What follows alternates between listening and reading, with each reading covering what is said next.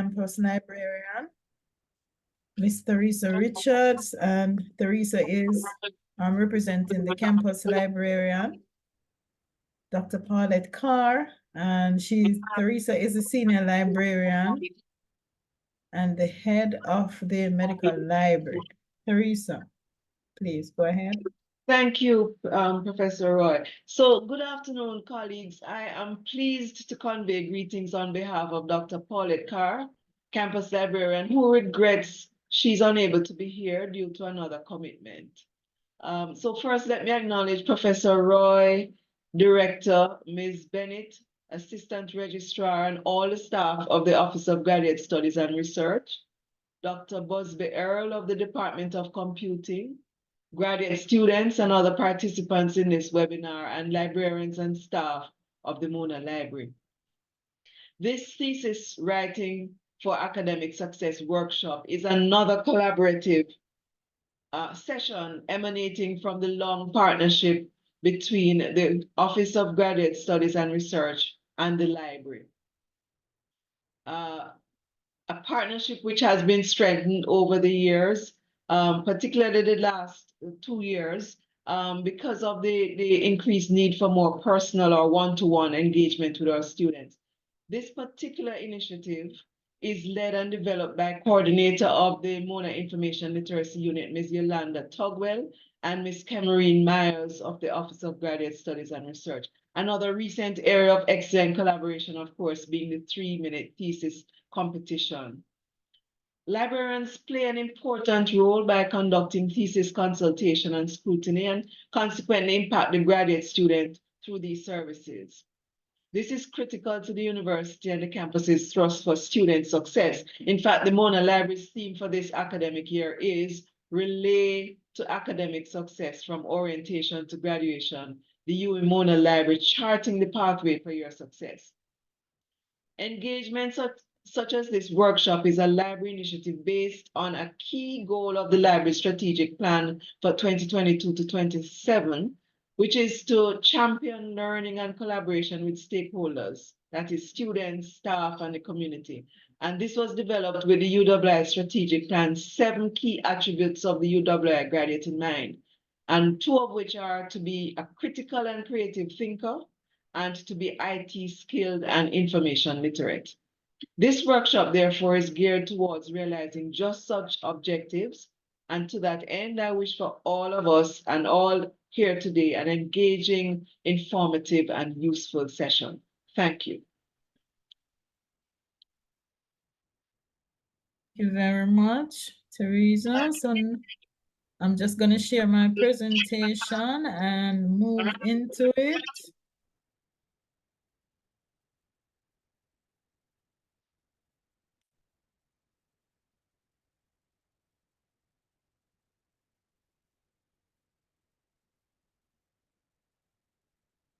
Oops, I think I'm at the wrong slide. I need to go back to the beginning.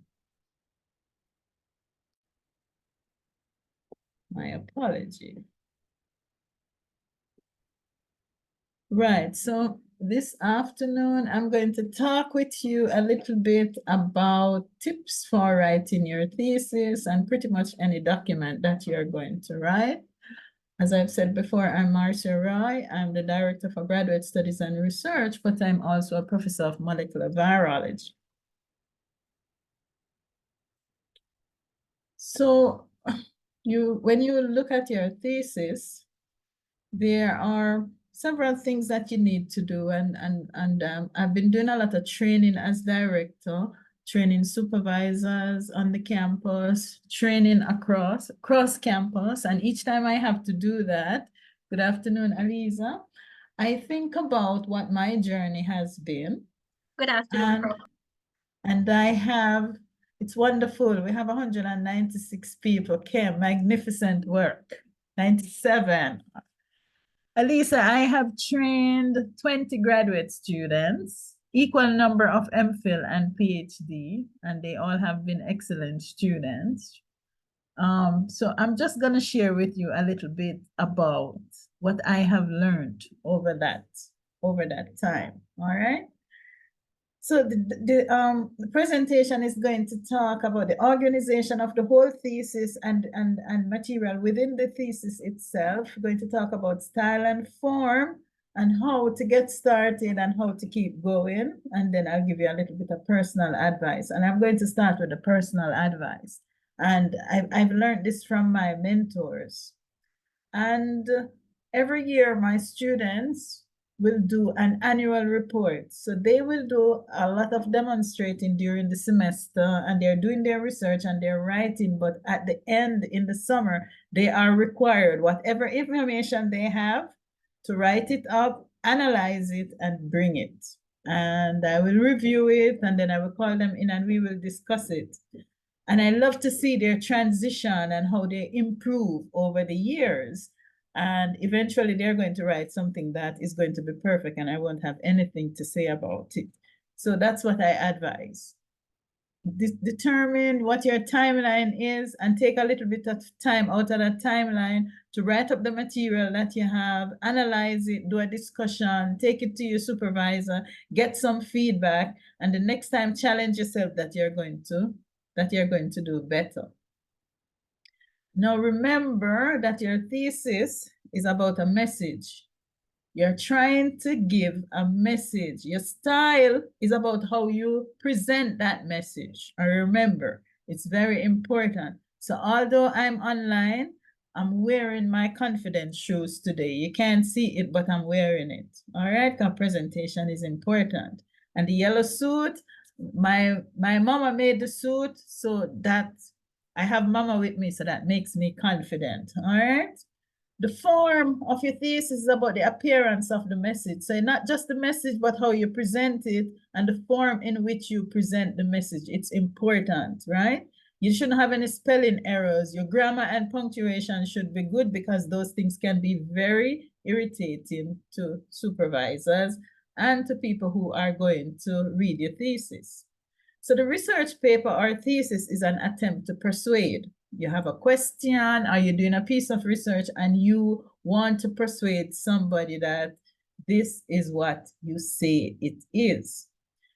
The key to persuasion is organization. So you have to organize it in a logical manner. So the message that you're trying to send, the persuasion that you're trying to do is clear. If it's disorganized, it don't matter how beautiful the work is, you're not going to convince anybody, okay? A picture is worth 1,000 words, and we're going to talk about diagrams in a little bit. If you can use 500 words, please, for heaven's sake, don't use 1,000 words. We don't want to read any more than we need to read because we do a lot of reading. And if you don't succeed, try and try and try again. So I did some of my research at the University of Wisconsin in the 90s, and I used to FedEx the document to my Professor Maxwell, and he would send it back to me with more red than black. I remember FedEx, you know, so it's going to take a few weeks. And I challenge myself, next time I don't want to see any red in it, and eventually the red declined. So you should have, as a student, a worthwhile problem or question that you want to answer, and that question is what you're going to research, and it should not have previously have an answer. Or maybe you want to solve a problem. You should remember that you're a research apprentice, and so you should be able to take guidance, listen to your supervisor, and you don't want to have a supervisor that you don't trust their opinion. Otherwise, this thing is not going to work. Remember, I like to tell some of my colleagues who said that they're not interested in supervising students that I can do maybe 50 hours of work per week. But if I have 4 students, Teresa, and I train them, at the end of 6 months, I'm doing 200 hours because each of those students, they're doing their 40 hours and I'm doing mine. So we're producing a piece of work that we want to publish together. Publication is important for us academics, advancement in the academy, and it's important for your degree. So this is a partnership. In fact, I got a Musgrave Medal Award on the 27th of March, and I sent it to Professor Maxwell in Wisconsin, and he said that I made him cry because the one thing that you want as a supervisor is to see your students become a supervisor and training other people, which means that your work will go on for a generation. And it was very emotional. All right. So sometimes these relationships last for life. Remember that you must always think of your thesis as an outside person, as if you are the examiner, because the examiner is going to ask, what is the question? And the question should be clear. Okay. Is it a good question? Has it been answered before? How much work has been done on it? Did you convince the person that you're trying to persuade that you have adequately answered this question? So put yourself in the place of the examiner or the reviewer or the supervisor and convince yourself with the information that you have presented. Okay? Remember that your research, whether it's an MPhil or a PhD, is to contribute to knowledge. So at the end, you ask yourself, have I produced some information that will contribute to knowledge? So what is the thesis for? How do you get started on this thesis? Your thesis needs to contain relevant findings, not everything that you've done. If we have documented everything that we've done, there wouldn't be enough paper to write it, okay? But although sometimes experiments that don't work, it's important to document them so other individuals will know, don't do it this way because it's not gonna work. So you have to measure those things. How do you know when you're finished and this is it? You don't need to do anymore. You have enough. Your supervisor should be able to guide you. But remember that you set out to answer a question or to prove a hypothesis. So once you have done so, then that should be enough work. And always view your thesis from the perspective of the examiner, even as a supervisor. When one of my students submit, I say, I bet they can't find nothing wrong with it. Of course they will, but the one that I'm looking at now, I don't see anything wrong with it. It doesn't have to be perfect, just have to be good enough. So there are no glaring things with it. Know your audience. Know the audience, know your examiner, know your reviewer, know your supervisor. So if you're using terms and abbreviations, then you should explain those. You make sure that your writing is clear. If somebody who is not an expert read it, should they understand what's going on? Talk about assumptions and limitations. Don't assume that everybody knows what those are. If it is a journal article, then know the audience that you're writing to. These reviewers are going to be experts, okay? And the paper should have a scope. It shouldn't be about everything. If it's a grant proposal, know the organization that you're sending it to and what things they are willing to fund and what are the specific goals of the organization so you can match it to the grant proposal. Remember, if you can use 500 words, please don't use 1,000 because the message get lost.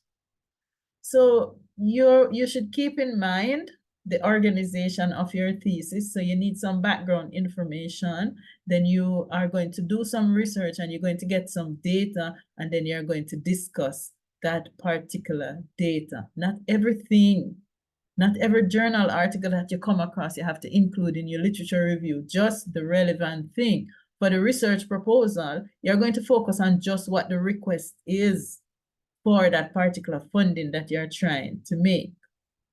Style is very important. Remember, you're trying to convince somebody about the information that you have presented. If you don't organize it properly, the message is lost.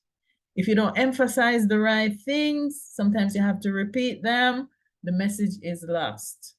If you don't show that you have depth, that means you understand what this information is about, what is your specific contribution, the message is lost. If you don't have transition between sections, a section show up and you don't know where it came from, how it happened, then your organization have a problem. So you have to keep all of these things in mind when you're trying to write your thesis.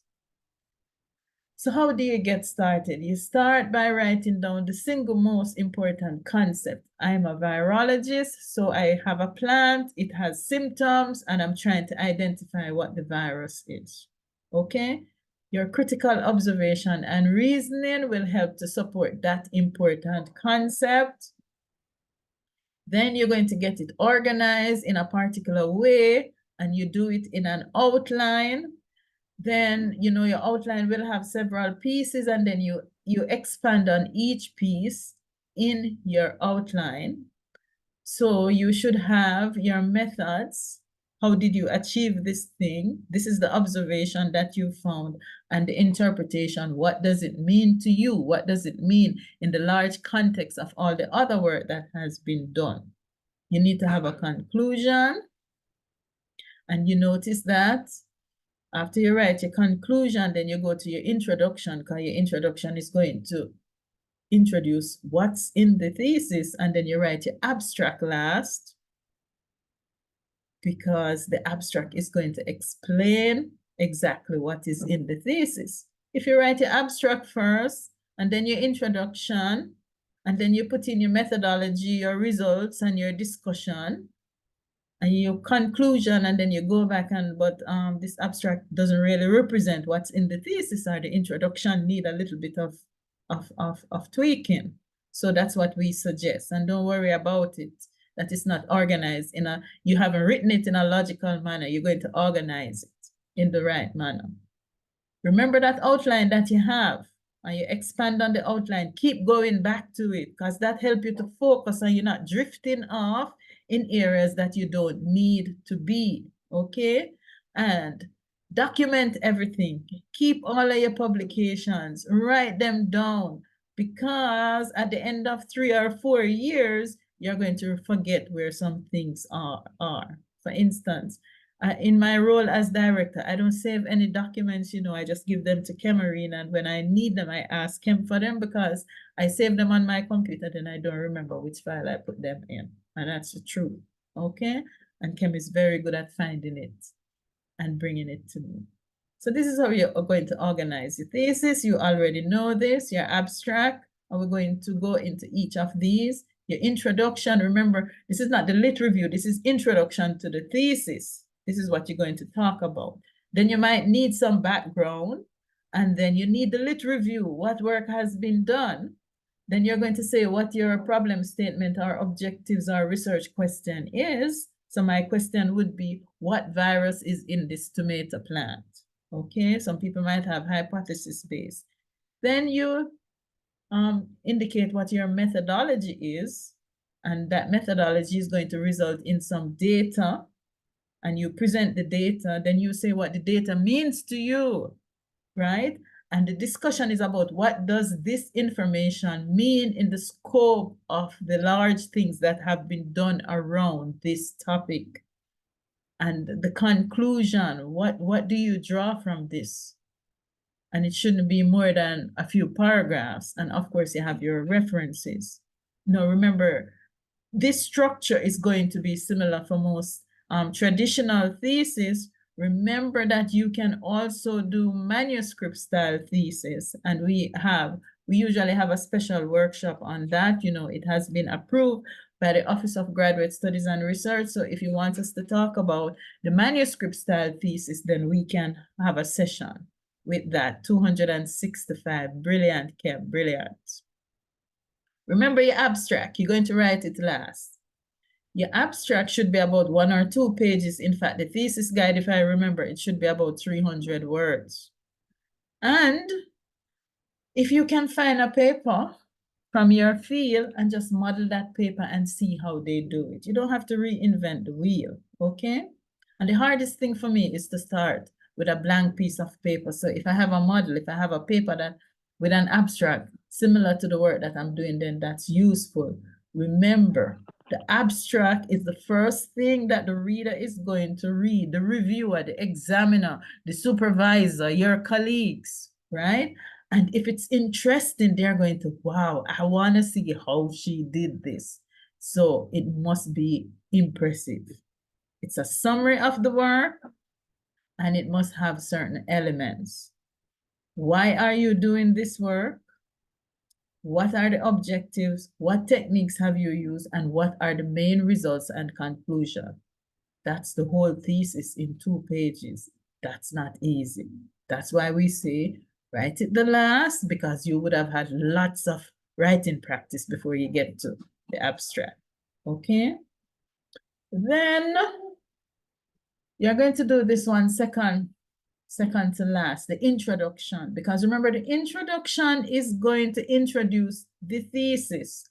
Okay, so the abstract sound interesting, but I'm not going to read through 250 pages to find out what happened. So I'm going to look at the introduction to see, is it really worth my time to sit down and read this thing? So you write it second to last, and it's a general introduction. It's not the literature review. It's a general introduction of what is in the thesis, all right? And it's going to tell, you should say why this piece of research is worthwhile doing, okay? So tomatoes are very important. They are being devastated by this disease. The way to protect the tomato is to identify the virus. If we know what the virus is, then maybe we can protect the tomato. If we don't know what the virus is, we can't. Think about COVID. If we didn't know what was causing the disease, how are we going to protect ourselves against it? Once we understood that the COVID virus was a new virus, then they could start thinking about what medication and what vaccines, because mostly we protect ourselves from viruses using vaccine. All right? So you must also talk about the limitation and scope of your study. Remember, if you are a reviewer, these are the things that you're going to be thinking about. If you are an examiner, what is the importance of the research? What is the background, the arrangement of your thesis?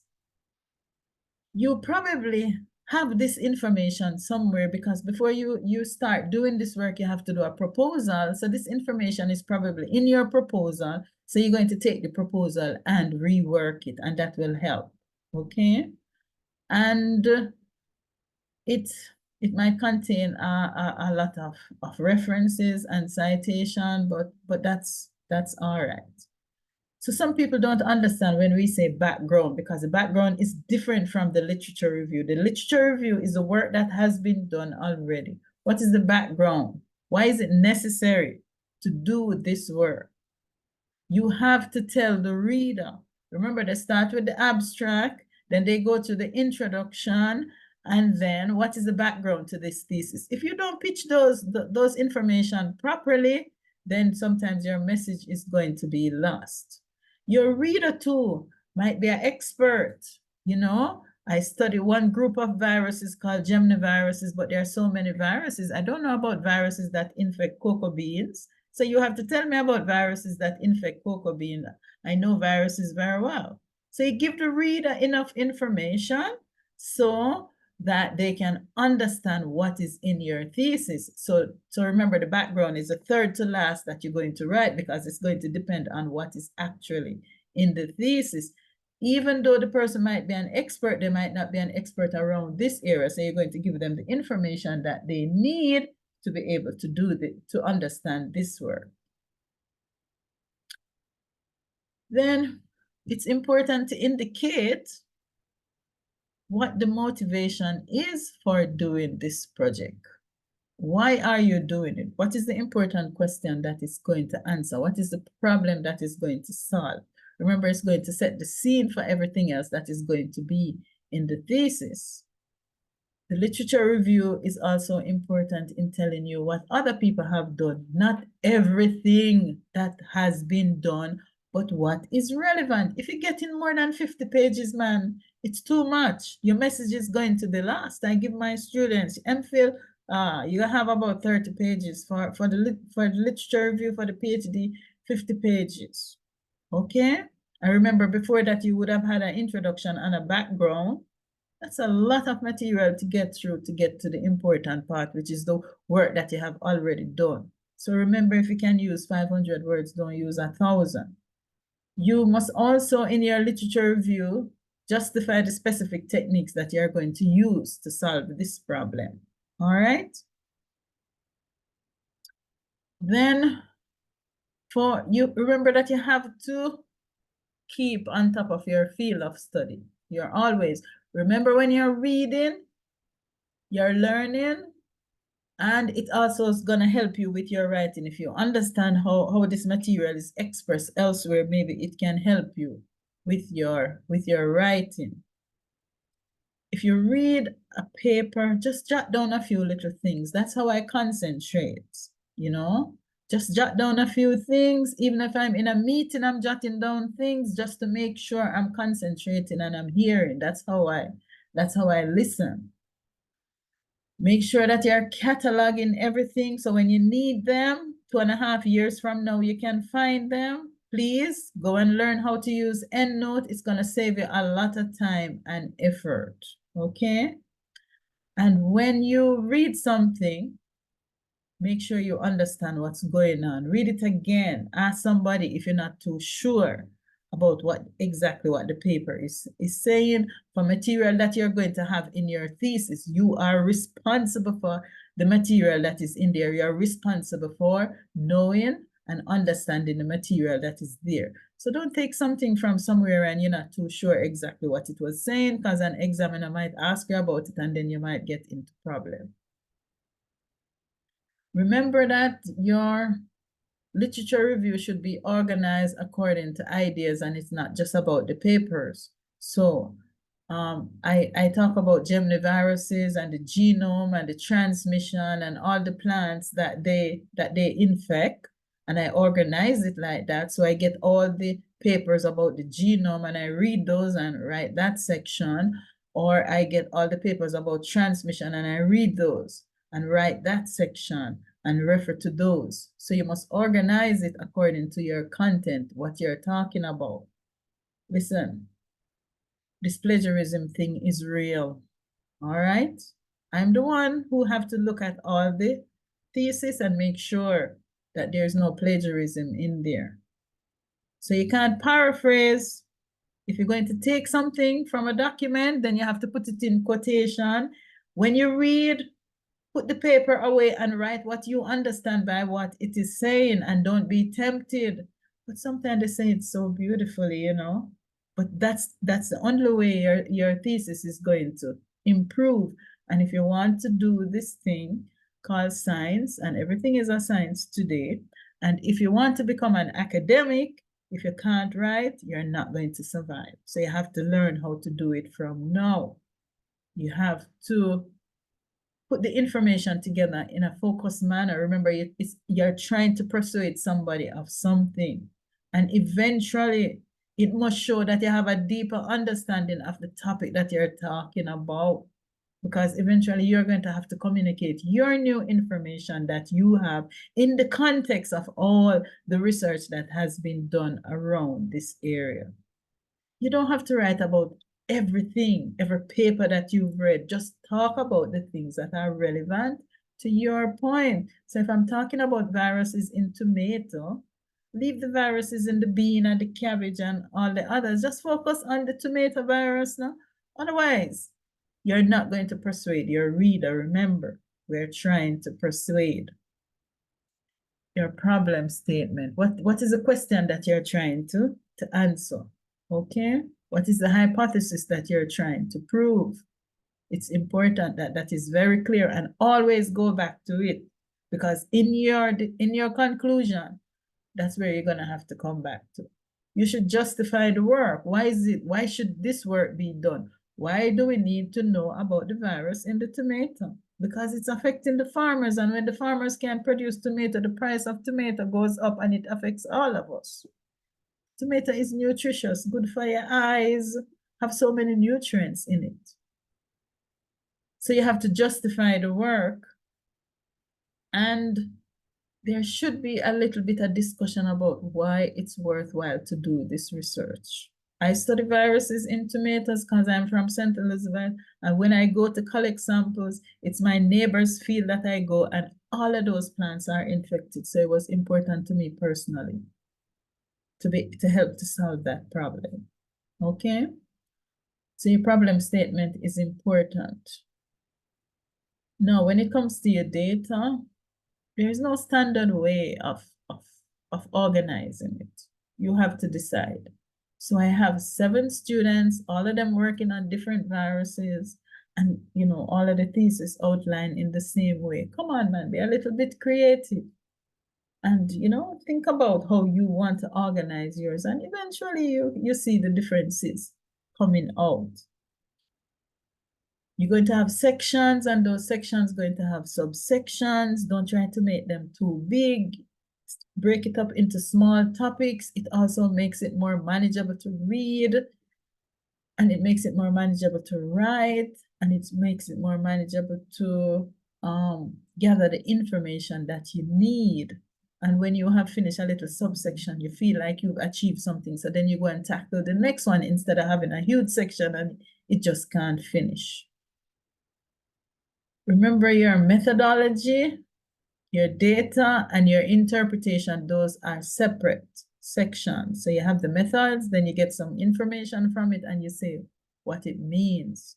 Remember, you must always put yourself in the shoe of the examiner or the reader or the reviewer if it's a journal article and you're trying to answer a question or you're trying to solve a problem, and just take yourself, look at it from outside and see if you have done that, because that's how these people are going to look at it. For the proposal, if you're doing a proposal for a grant, the methods are important. How are you going to answer this question? What is the data that you have? So you want to follow this up a little bit more. And what is the data that you're going to collect? And of course, you need a budget as to how much it's going to cost. For the presentation of your data, you don't have to present everything, just the important things that will answer the question or will solve the problem that you set out to do, okay? It's not about the thickness of the thesis, it's about how well you write it and how well you communicate and persuade your reader. If you're not sure what to do, please get help, especially for those who are challenged with math and statistics like myself. Get help. Okay, I have had PhD students who've gone and gotten the help for the statistics. I still don't understand it, but I ask trusted people and they say it's good and we publish it, so it must be good, right? So go and get help. It is your thesis and you need to understand everything that's in there. You don't have to be an expert at everything, but you're responsible for everything that is inside, that is in that document. So make sure you understand it. The method section is either going to be long or it's going to be short, but you must document it in such a way that somebody else can look at it and repeat exactly what you've said you've done.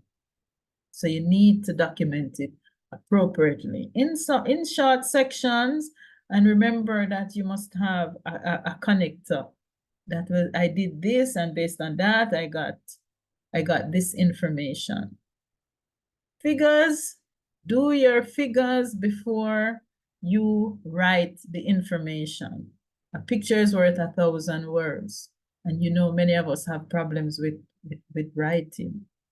Your legend or your caption, along with the figure, should be standalone. I shouldn't have to go into the thesis and read to find out what this figure is about. It should be standalone.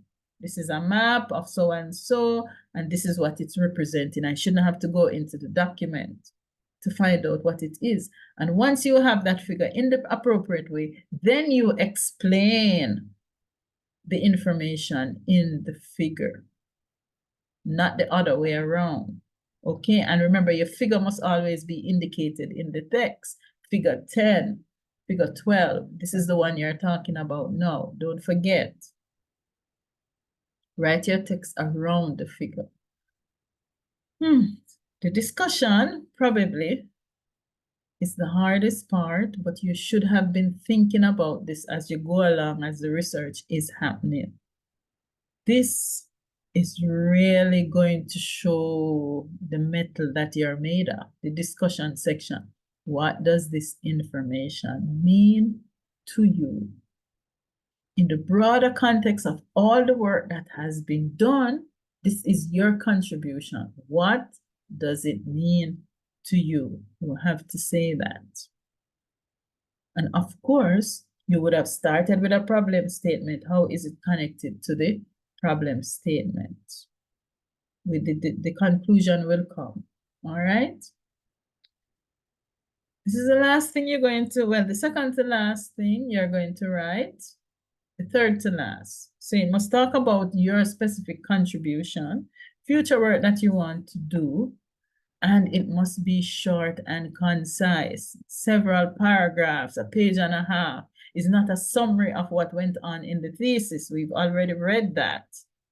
What is the message that you want to leave? And it must always be connected to your research question or the problem that you want to solve. I want to know what virus is in the tomato. The virus in the tomato is tomato dwarf leaf curl virus, and that's an original name. Okay? It must go back to what you set out to do. Sometimes you didn't solve the problem, and you must also document that. That doesn't mean it's not valuable, because somebody else will know, okay, don't try this strategy because it's not going to work. If we don't document that, then we'll never get to the strategy that will work. So it's disappointing sometimes, but it's important for us to document it. You know about the references. You have to decide what format you're going to use. The library is here to assist you. And if you don't do it properly, they're going to send it back. And you write a beautiful thesis and then you're careless with the references. That just won't work. So start using EndNote and understand that from now. And Theresa, I think in the previous academic year, we would have had a workshop on bibliography. So the format of your thesis is very important, and there are guidelines. There is a thesis document that will help to guide you, right? And if you're writing a journal article, then you know the journal will have instructions to authors. So you have to set that out. Remember, the organization is very important, all right? And figure out what it is that you need to convince your reader, and don't do it in excess, because then the message get lost. All right. And we've already spoken about all of these, the grammar and the punctuation and the spelling. It's very important. Clarity is everything. If you're not being clear in your communication, then your message is going to get lost. And you've spent a lot of time doing this work, so it makes sense to take the time. And your writing should be improving over time. You're looking at this picture, you're not too sure what to look at. Should I look at the pen or the rock or what? Write in a clear way so that your reader can understand. Give it to your friend to read and see if they understand what it is that you're talking about.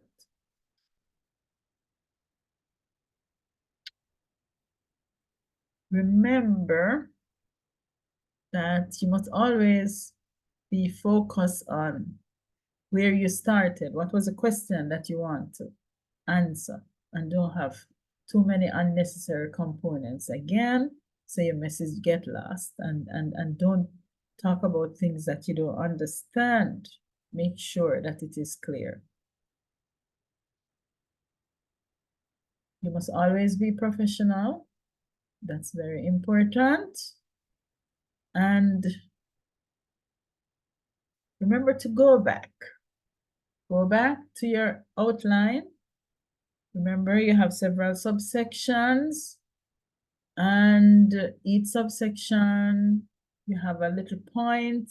So you're always going back to the original to keep you focused. Because if you take yourself out of it and looking at it as an examiner or as a supervisor, sometimes that can help you to see some of the inefficiencies in your document. And it takes time, but your writing should be improving over time. For those of us who've done it, you know, it's an uphill battle, but eventually you will get to the top of the mountain and things will become clear. I promise you. Thank you very much. I hope that wasn't too much. That's what I wanted to share with you. I don't know if there are any burning questions before we get to the second speaker. Thank you very much. I have one question, please. There is, and then we'll take Andrew and then we'll move on. Stephen, we Yeah. will have come at the end here. Good evening, everyone. I came on unfortunately late because of work, but I did hear the end result from, I think, method section. Is this going to be sent to us? Can it be sent to us so I can see what was done prior to the method section by email? This particular Zoom. Cameron? Yeah. Hello? Hello? Cameron? Prof? Can will advise us? Cam, I'm not hearing Prof, you. we will discuss sharing after Right. the session. Yeah. Andrew? Sorry, are you guys hearing me? Yeah, I'm hearing you. All right, Doctor, so I noted the suggestion you made about writing your introduction last and the abstract class, and I agree, but in working with a supervisor, in terms of producing deliverables, you normally have to work through chapter 1 first with the supervisor. So how would you suggest working around that after you've already written the introduction to produce the supervisor? Listen, Andrew, these are overall things, and you take the advice based on what the specific thing that you are doing. There are no hard and fast rule. If you're working with your supervisor, this is a joint effort and you get some advice. If you agree with it, you go ahead. If you don't, then you discuss with your supervisor and you come to a decision about how things are going to work. But it's not any hard and fast rule. This was just a few minutes of my experience. No problem, Doctor, I noted. All right. So I see we have some other hands, but we are going to move on to the next presenter. We'll take those questions at the end. So our next presenter is going to be Dr. Curtis Busby Earl, and he's the Associate Dean in the Faculty of Science and Technology, and he's going to talk to you a little bit more in depth about your literature review and your methodology. Thank you very much, Prof. Roy. Are you able to hear me? We're hearing you fine. Okay. And good afternoon, everybody. And thanks to everyone for joining. And also, having taken a look at the program, thank you very much for the invitation to speak this afternoon. I realize that I am, in fact, the thorn among the roses. So, good afternoon to Ms. Richards, or Prof. Roy again, Miss Bennett, Miss Tugwell, and Miss Sadler. So I'm very pleased to be here for that reason as well. And as Prof. Roy mentioned, I will be talking a little bit more about the research proposal and methods of research, which is what she's asked me to just talk a little bit around this afternoon. I won't keep it very long. Quite a bit of what I will talk about, Prof. Roy has touched on in her more expansive discussion on the thesis. And so I am I lecture in the Department of Computing. And I'm also the Associate Dean for Graduate Studies and Research in the Faculty of Science and Technology. And that's just a little bit about probably why I'm here this afternoon. And so we're talking about theses and writing and research. And many of you are probably maybe just beginning your journey with regard to research and writing and reading. And certainly with this type of work and what you have undertaken, you will have a lot of reading to do, you'll have a lot of writing to do. But before you actually get started with a thesis, and you may be trying to encourage an academic to take you on as their student, And well, a first step would be to develop a research proposal. Or it may be that you are already a student and you're in the process, or maybe you finished taking a course along the lines of research methods. And one of the outputs of such a course would be a research proposal. And so one of the things, as I said, that we'll be looking at this afternoon is that research proposal. And so you're all here today because you are engaging in research. So some basic things that you need and basic questions that you need to answer, and to be sure that you have a good answer so that when your supervisor or other members of the department in which you are registered ask you, that you have that answer and you're comfortable with the answer. So what is your area of study? So for example, my area of study is in cybersecurity and in security requirements engineering, right? That's that. And fairly recently in quantum computing. And those are definitely interests and areas of study. You should also, since you're engaging and undertaking research, be able to answer, well, and as Prof. Roy had mentioned, what's the problem you aim to solve? Or is there a question that you wish to answer? It may have been something that you heard in a lecture or a discussion, or maybe in your community, you've seen or experienced something that you'd like to address, or just something in your family, and it's been there in the back of your mind. And having undertaken your bachelor's or maybe a master's, you think you now have the knowledge or the underlying knowledge to then undertake research in that particular area of study.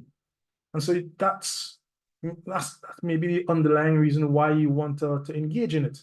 Or maybe there's a theorem that you've also seen that you wish to investigate a little more. You may have seen it in a paper that you've read or in a lecture again. Or maybe you have heard this problem, or somebody's asked you a question, in a discussion, and you found it fairly interesting.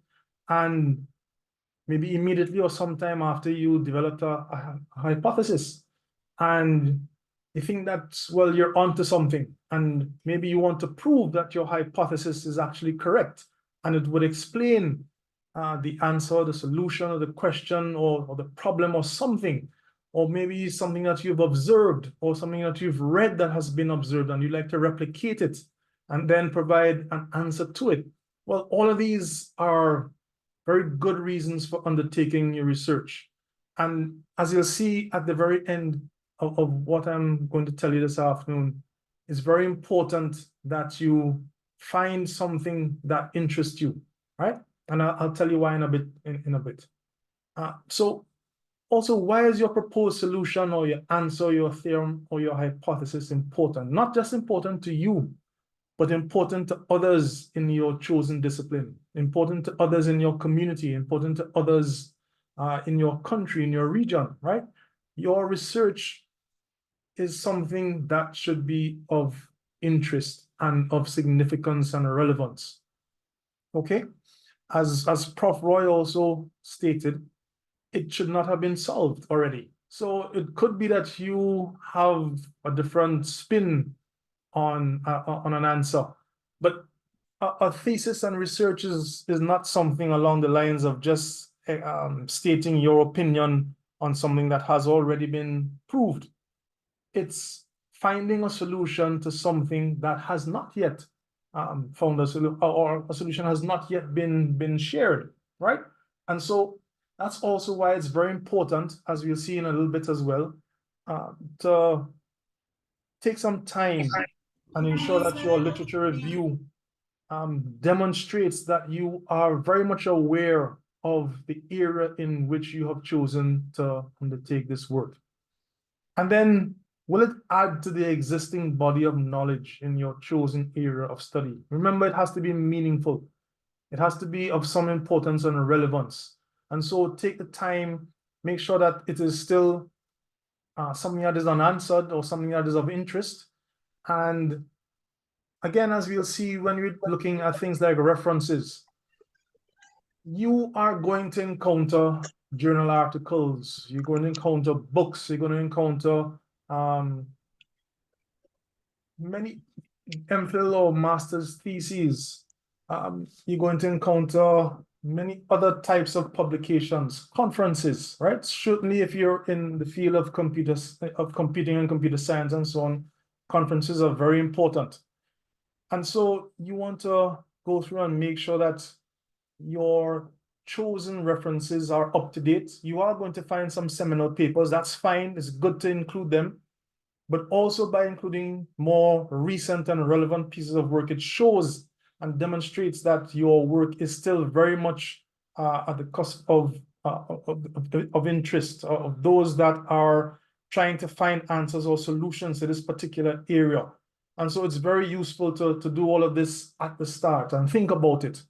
And so if you are able to answer all of these questions and convince yourself, and importantly, somebody who is agreed or maybe willing to be your supervisor, that you have the answers to all of those questions, then I think you'd be ready to begin developing your proposal and as well, eventually your thesis. So let's then take a look at what that document would look like. And again, this is very general, okay? Depending on your chosen field, you could tailor it a bit. And again, you could seek the advice of your supervisor. There's always as well the librarians. I think you would find very useful in many stages of your journey from start to end. And a proposal and such documents are typically comprised of 5 sections. There's the preliminary set of pages, the introduction, the literature review, the research methodology, and references. Now, again, some of these have already been touched upon, and I'm just going to tell you a little bit more about these particular sections. Now, the preliminary section or the preliminary pages, you would include a title page, of course, a table of contents. Now, remember the table of contents, on occasions I've seen the inclusion of the table of contents listed in the table of contents. It's almost like a recursive entry, but we don't need to include that there. Other pages, for example, your list of figures, your list of tables, and those abbreviations as well that Prof. Roy mentioned. Remember, you have to take into consideration who your intended audience will be. So 1, of course, would be your supervisors. 2 would be your assessors or your examiners. And so, yes, there must be some depth and some rigor with regard to the topic and the area, because again, you're demonstrating your command of this knowledge. But there are also going to be others. And the others are going to include, for example, your thesis. Once you have been successful in its defense and your degree has been awarded and so on, it's going to be included in the library. And that means anybody could pick it up and take a look at it. And so there's also the need to ensure that many others who may be outside of your particular area are also able to follow what you're describing, your solutions, your approaches, the steps to a method, right? The university has a guide as well that you must follow, and you must follow it to the T. So it includes things like the margin size, the font, particular font sizes, the arrangement, what has to be included on a title page. Follow them. A part of the entire process, as I'm sure Ms. Bennett will describe, is once you submit your thesis or your upgrade document for examination, your thesis certainly will be passed on to the librarians, and they will go through it with a fine-tooth comb, and they will point out if your margins are in error or if it's the incorrect font, if your citations and your references are not consistent, right? You must pay attention to these details. It's not going to go much further until all of those things are completed to the satisfaction of the librarians. And so take a look at that link. It has that booklet that's been very nicely provided for you by the Office of Graduate Studies and Research, and it should have all of the information on the formatting of the documents. Your introduction should include, therefore, a background discussion of your work. Now, this section as well, remember, is leading into, it's like a story that you're describing and you're writing about. And so there should, as again, Prof. Roy mentioned, there should be these little threads that connect one section or one chapter to the other, even with the manuscript style, right? And so you're beginning to talk about what it is you're doing. You're sort of piquing your reader's interest. And so that background discussion of your work will place your work into the particular area of study that you're engaged in. You should also include a statement of what your work will aim to accomplish. Remember, again, you want to keep your reader engaged. You want them to go through all 50 or 100, hopefully not 200 and more, because again, an examiner may agree to take a look at your thesis, right? Based on the title, based on the abstract. It looks like something that's in their field, and it looks like something that they have wondered about and are interested in seeing, well, what work have you done? But then when they get this thesis that's 300 pages long, you sit and you say, oh my God, when am I going to find the time to sit to read this? And even though we give examiners 2 months, 3 months, you'd realize that they kind of will put it off till, it maybe comes closer to the time. And maybe I'm just talking about my own experiences and so on. But if you can say it in 50 words, say it in 50 words.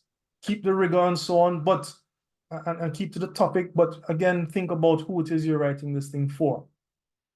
And so what you will aim to accomplish with this work. What are the objectives of the work that you're undertaking? What you plan to investigate? What's the justification for the work? And again, why is it of significance? Those are the things we mentioned earlier, because you would have already answered those questions, because this is a part of those 4 earlier questions that we had made mention of, right? These 4. Yeah. Go back. Where am I going back to?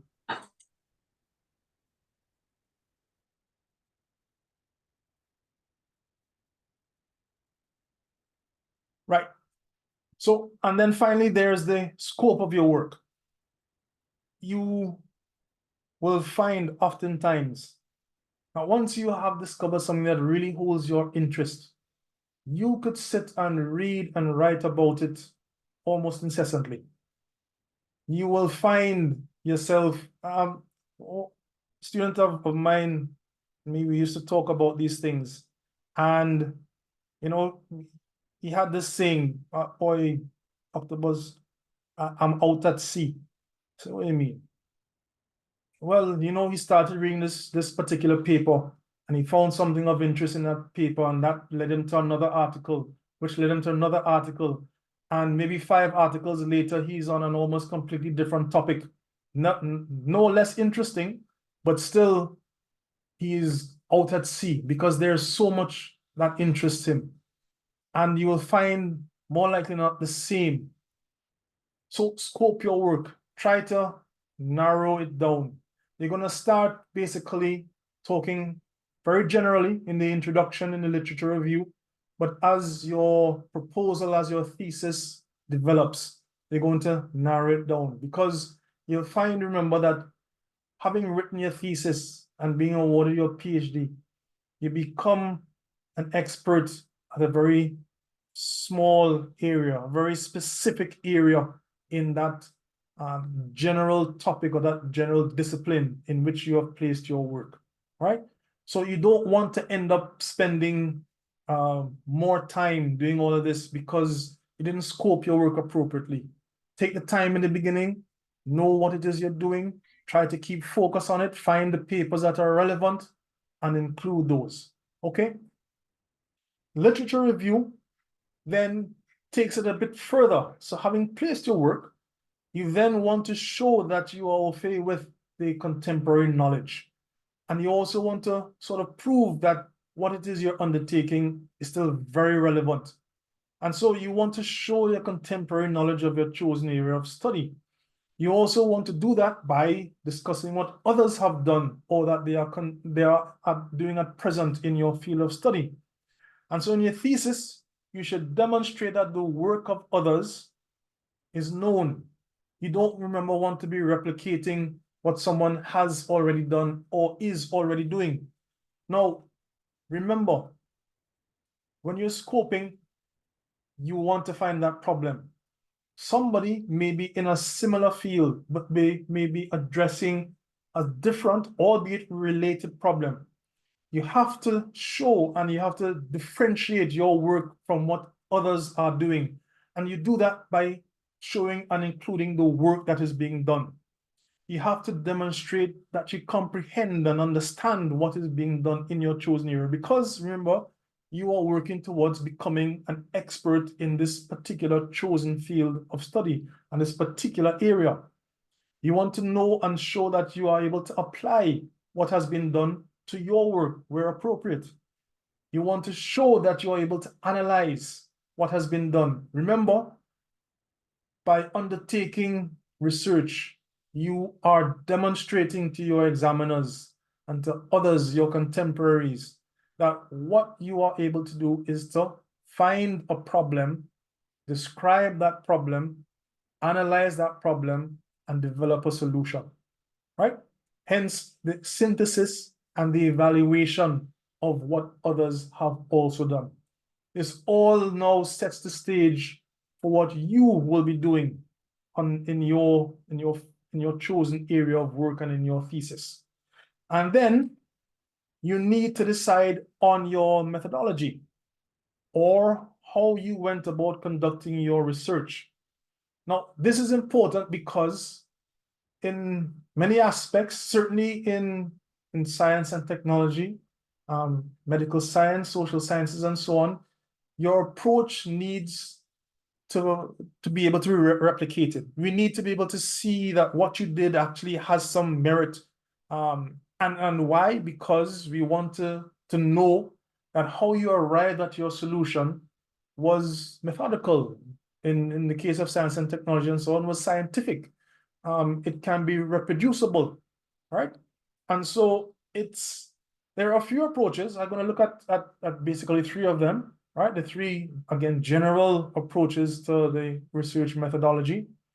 And you will incorporate that in your document. And so that methodology or your chosen methodology should reflect the accomplishment of the following tasks, steps, or activities. So 1, you should explain the methodological approach that you've chosen. You should describe the methods of data collection. And I'm going to give you a little bit more information on this on the next slide, right? Describe the methods of analysis or evaluation that you used. You should also evaluate and justify the methodological choices and cite all relevant sources. You've already heard the mention of plagiarism. You also want to show that this is your work.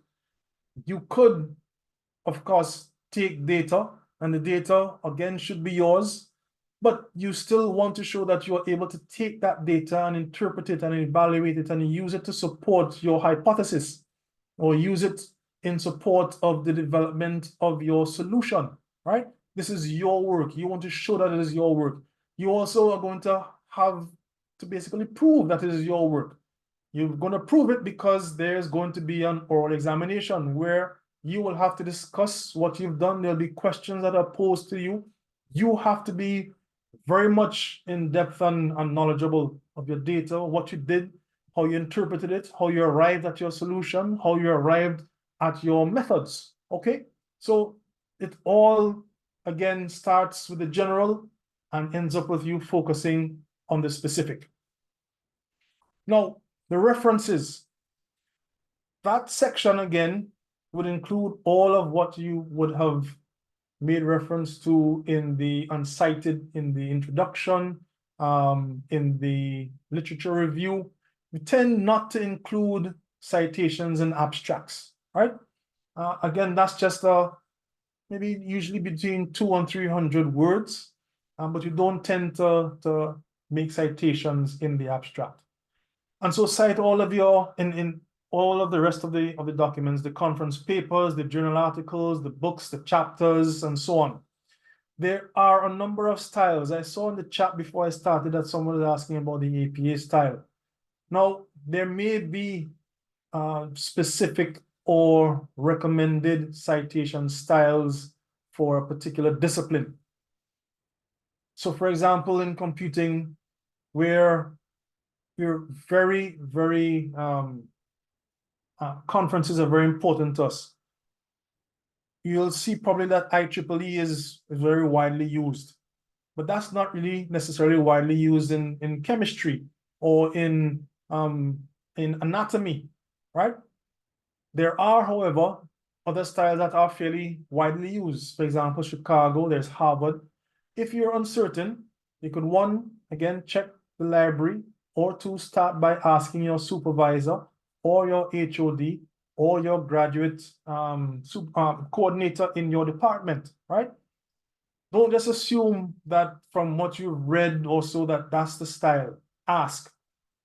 Make sure that you know what it is, and once you know and you've been reliably informed, stick to that style. There are documents that you will be able to find that describe how a conference paper using this citation style is to be made. Same for a journal article, same for a book, same for a book chapter, same for a thesis, same for something that's been cited from a web page. Be specific, adhere to those citation styles, okay?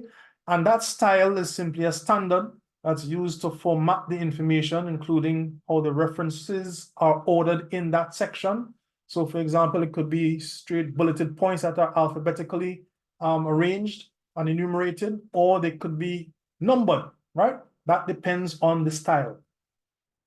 And how the citation must be written, it would include punctuation in the body of your thesis, how authors' names are to be written. For example, last name followed by the full first name or by the first initial, whether it's a comma, whether there's an and when it's two authors, what happens when it's three authors, when it's three or more authors. These are the things that you must adhere to with the citation style. That's why they're important.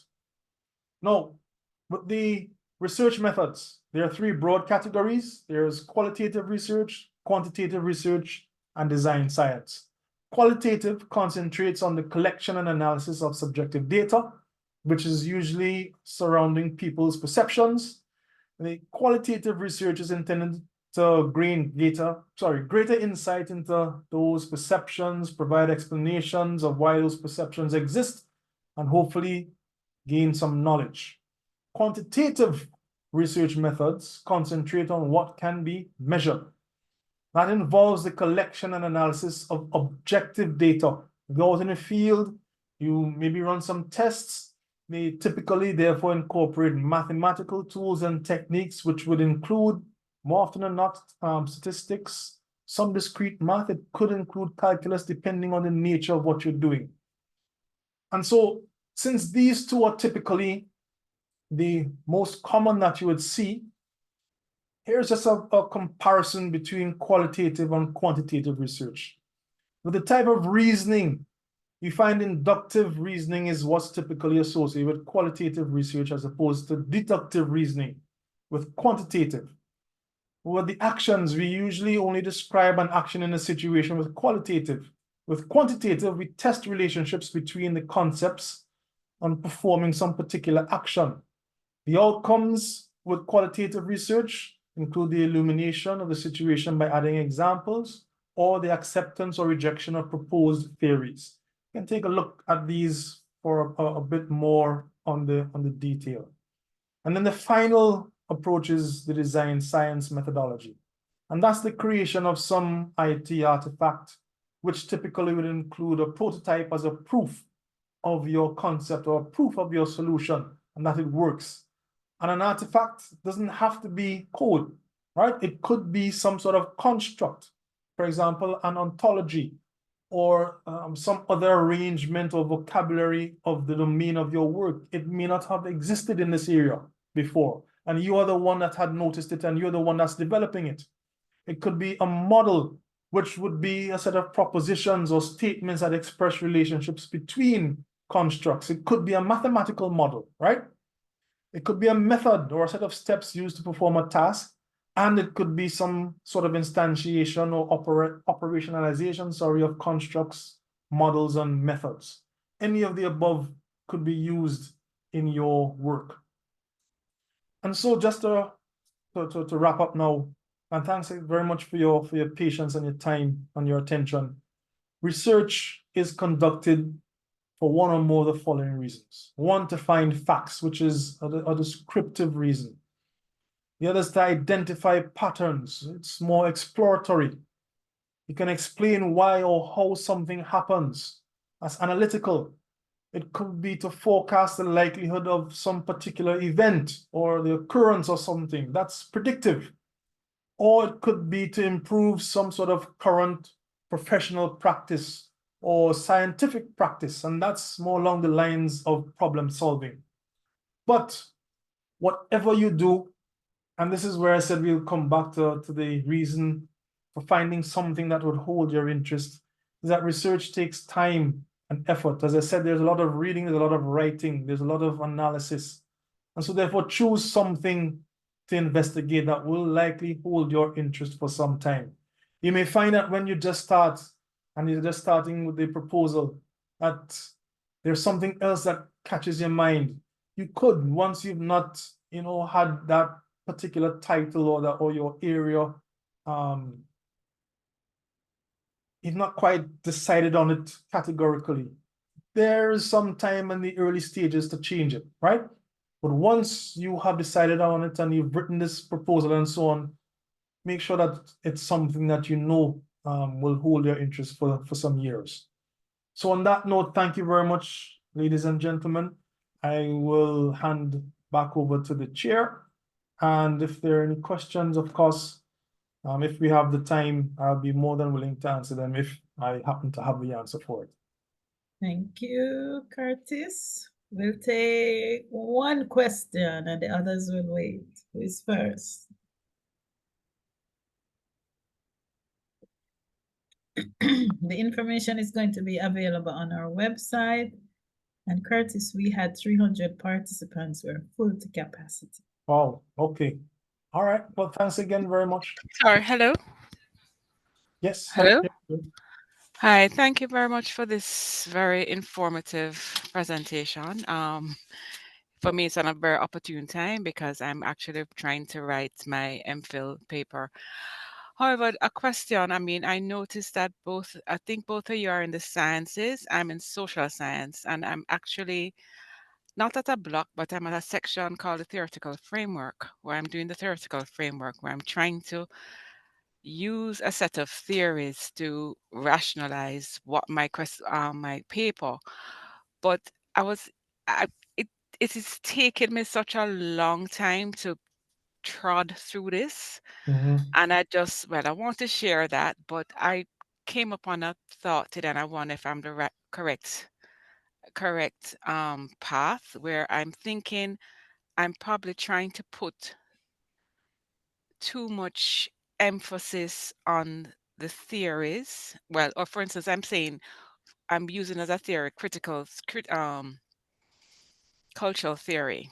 And there are a number of persons who have positions on cultural theory.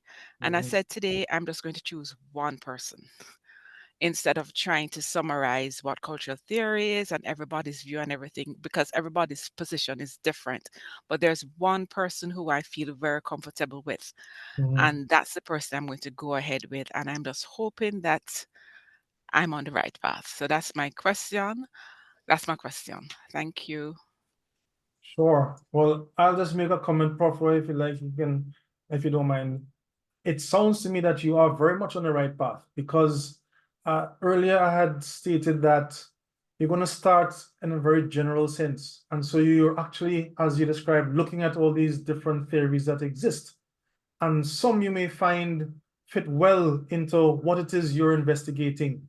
Others, maybe not, but they may lend some support either in what you're doing, or it may, sometimes there is merit in showing why something is not how you expect it to be. There is also merit in proving that something is not as it seems or as it has been reported. Now, if there is one particular theory that resonates with you, then by all means, yes, go ahead with it. That means it is probably going to support what your work is going to be about. It is going to lend some credibility. And once you can can show or create those threads that link that work to yours, right? That's going to be very beneficial to what you're doing. Sorry, I just want to add, sorry, Prof. Yeah, the one theory, but in terms of the different authors, the different writers, Mhm. and I use it as example, um, uh, uh, cultural theory, where there are a number of persons who have written on cultural theory, Stuart Hall, the name, them, a lot of persons have written on cultural theory and identity theory. But as I said, it is just one particular person who I am comfortable with. Everyone else, it's just difficult to wade through. But as I said before, it's this one author out of out of all the authors who I feel very comfortable with.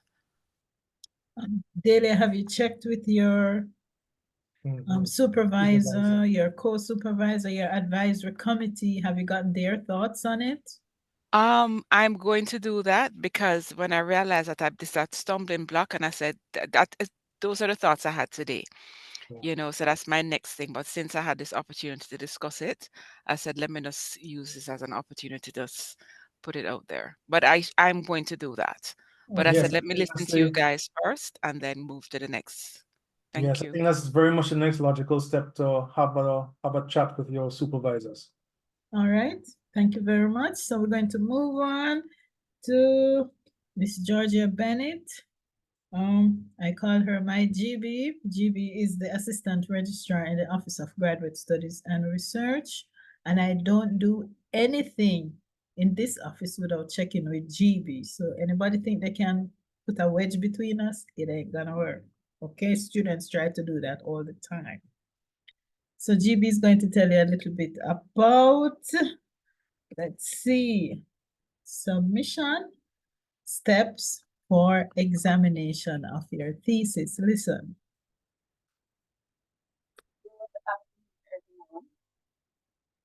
So for this presentation, I'll be highlighting the steps that must be taken by students before submitting their thesis for examination to our office. Thesis submission, we use an online system called SPRO for the submission of thesis to our office.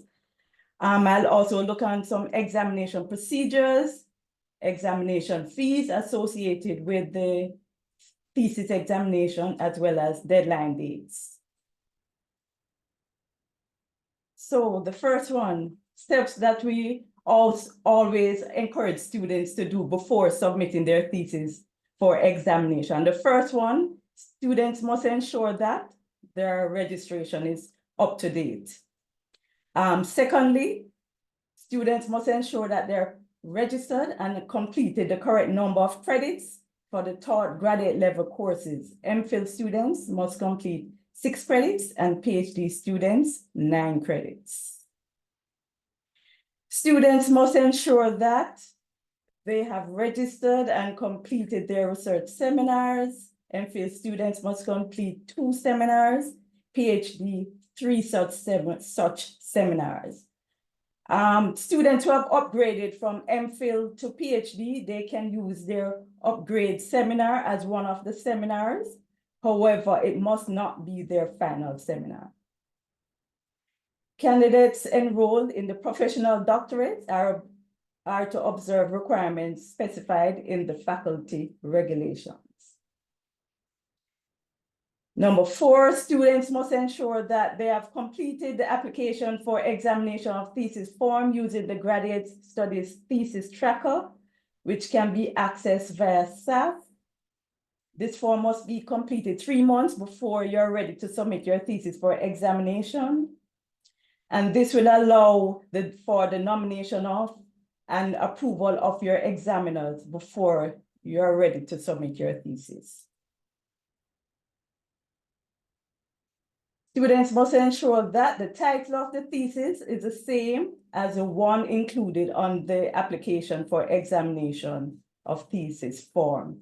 If for whatever reason you have to change your thesis title, you're required to write a request to change that title, identify what your new title is, and that request must be supported by your supervisor before submission to graduate studies for consideration and approval. Now, this slide is really for your department to ensure that all your examiners are nominated and approved, but we usually ask students to do, before submitting their thesis for examination, you can check with graduate studies or your department to find out whether your examiners are nominated and approved. I spoke about the thesis submission. It is an online submission process using electronic submission of projects, or otherwise known as SPRO, and you get that link on SAS.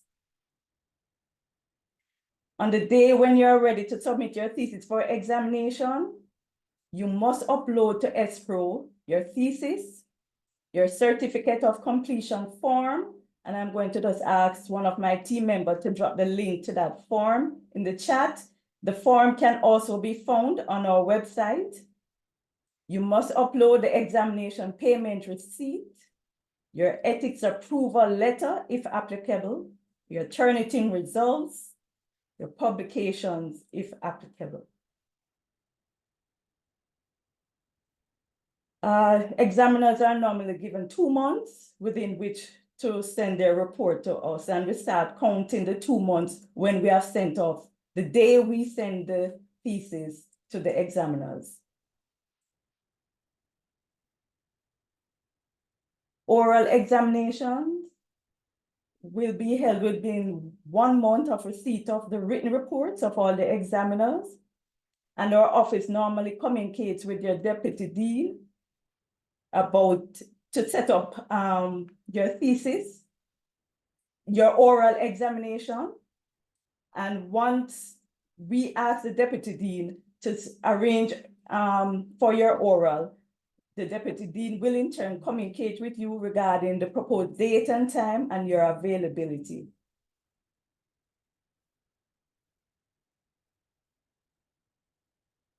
Candidates who fail to present themselves for any oral or written examination or fail to resubmit a revised thesis within the time period specified, or fail to satisfactorily make alterations in accordance with regulations 3.29 and 3.32, and who have not been granted an extension, shall be deemed to have failed the examination and shall be required to withdraw.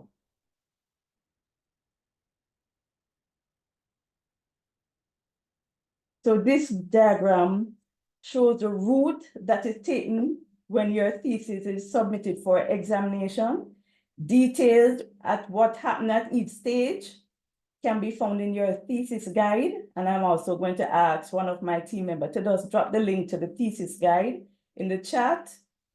And you can check on page 29 and it tells you what happened at each stage. It provides the detailed information at what happened at each stage. And this slide is just to highlight the fees associated with the examination of your thesis. These fees are separate from your tuition and miscellaneous fees. So MPhil students are required to pay $2,000 for the examination of the thesis. PhD and professional doctorate students, $3,000. And the PJ pending fee, this is a fee that is paid by students who, for example, has submitted the thesis for examination in semester 1, and in semester 2, your status is changed to PGA pending status, which means postgraduate award pending, and you will only be required to pay $2,000. So you won't pay the full tuition fee. And my final slide is just to highlight the deadline dates for submission of your thesis. Semester 1 date has gone. The next date is May 10th. That's for semester 2 submission. And the final date for this academic year is July 31. These dates are just guides. Students can submit their thesis for examination anytime during the semester. However, once July 31 has passed, and if you have not submitted your thesis for examination, you will be required to pay the full tuition and miscellaneous fee as of August 1. And that is the end of my presentation. Okay, thank you very much, GB. I have a question. Yes, you can go ahead. All right. It's the first time I'm doing my master's, and I'm doing my master's in translation, French and Spanish, right? So does this apply to us as well? I mean, we are paying, we have a research paper to do. Oh, so The- first, you mean the fees you're referring to? yes, because I'm seeing Oh, here where for the masters, it's $1,500 for the masters. because I saw 1,000, 2,000 on the screen. That's For, why I'm for MPhil.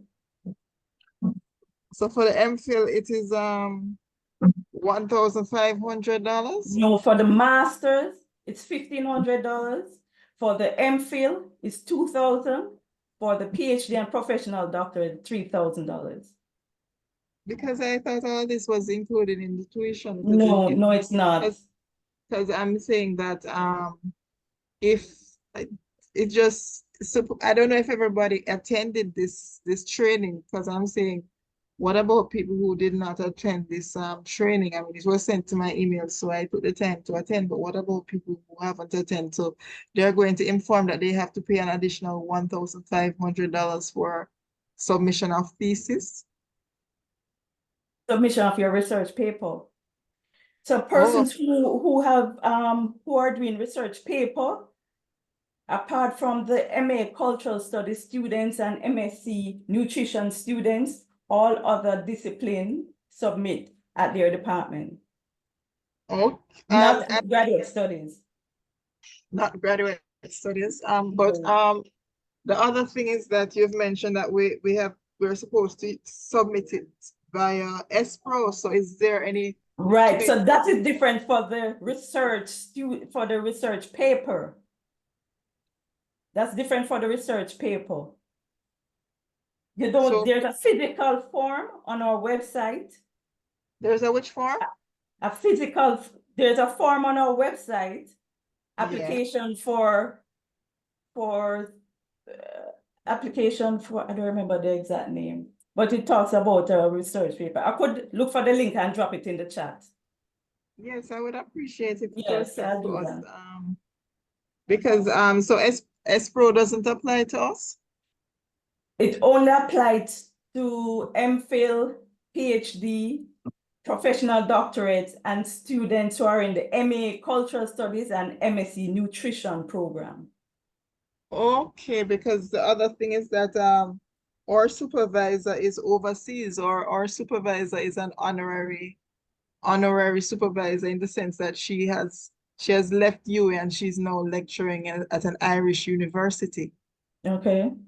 Right. So I am wondering, and then I'm thinking about the deadlines that you've mentioned. I see where you say no, your deadline, those are guides. Deadlines is usually when a student is ready to submit his or her thesis or research paper for examination, that has to be between the student and the supervisor. So I please bear with me, because as I said, it's the first time I'm doing that. I'm sorry, Miss Johnson. Miss Johnson, I'm sorry. You're taking up too much time. Can you just come to graduate studies or give us a call, please? I'm going to move on to the next person. Marsha, please go ahead. Yes, thank you, Prof. Good afternoon, everyone. I just have a quick question. If a student wants to graduate in November, what is the latest that they should submit their paper? Is it July 31st, still able to graduate in November? And could you please go back to that slide that shows the submission steps with the ESPRO? Marsha, when you say paper, what do you mean? The final to graduate studies, the submission on what degree? What degree? Oh, sorry, PhD. I'm so sorry. The research degrees take about 6 months from submission to graduation. on average. Okay, thank you. Not that slide, Miss Bennett, the one on the ES Pro submission, going all the way up. Submission, the one below that one, just the one below. Thank you.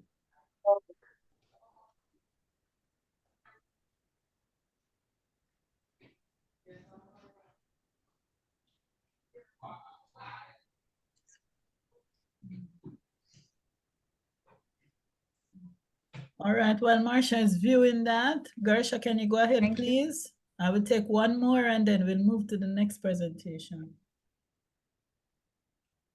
You can put your questions in the chat. The team is there, they can answer. Go ahead, Gersha.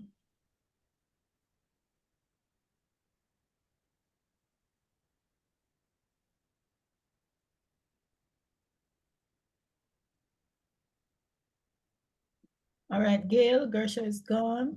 Gail? Yeah, thank you very much. I am in the PhD education program. I am located overseas, so I don't get the face-to-face interactions. I'm happy for the opportunity.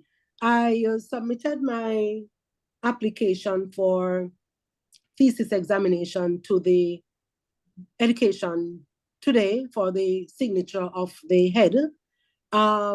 So from what I'm gathering now, I thought that they would submit, but I'm realizing now that I am to submit. So I appreciate that. My question though is, at what point do I submit to the library for the library check to be done? And who do I submit to?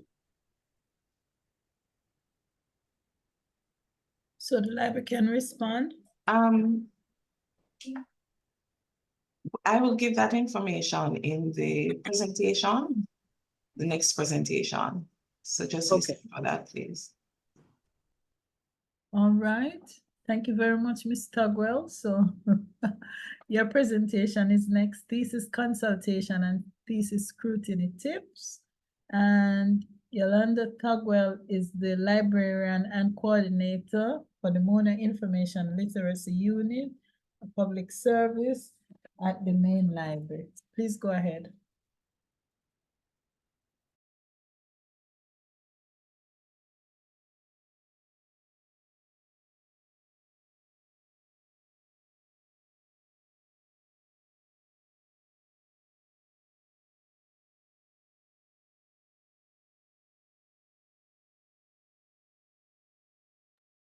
So good afternoon.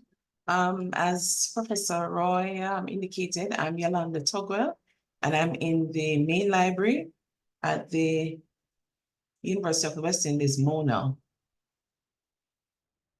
So my presentation is really to give you some information as it relates to thesis consultation and thesis scrutiny. However, a lot of what I have in my presentation, some of it was touched on in other presentations. So you will see that there's some sort of repetition. So I'll go ahead. All right, so as I said, the Mona Information Literacy Unit and the Office of Graduate Studies, I will talk a little bit about that. So the Mona Information Literacy Unit, MILU, is actually located in the main library of the University of the West Indies Mona campus. We coordinate and disseminate theses to librarians in all UWI libraries for thesis consultation and thesis scrutiny review. We liaise with graduate studies and research with thesis scrutiny and campus library and certificate of completion matters. We also facilitate information literacy sessions, especially with the foundation English courses and other courses as requested by particular faculties and departments. So Ms. Bennett spoke about the thesis routing process, and that is very important for you as a postgraduate student. And as she pointed out, that can be found on page 29 of the thesis guide. So my presentation will look a lot at the thesis, the UWI thesis guide, the 2015 edition, as the latest edition. So when you request a thesis consultation, this is usually an informal request from the student. and it may be requested prior to submission to the Office of Graduate Studies and Research, or it may be, and what we ask is that you request it through the Milo email, and that will be pointed out later. There's a thesis consultation form, and that's what the form looks like now. And it usually takes 5 to 10 business days once a librarian has been assigned. So some of the documents that you will need are the thesis consultation form, and we have what we call a thesis checklist, and the thesis that you're going to be submitted to be corrected, right? So we have a QR code there if you want to use that in order to see the thesis checklist. But once you email us, we usually send you this checklist. And the questions on the checklist are really mirrored based on the UE thesis guide. So I can show you that.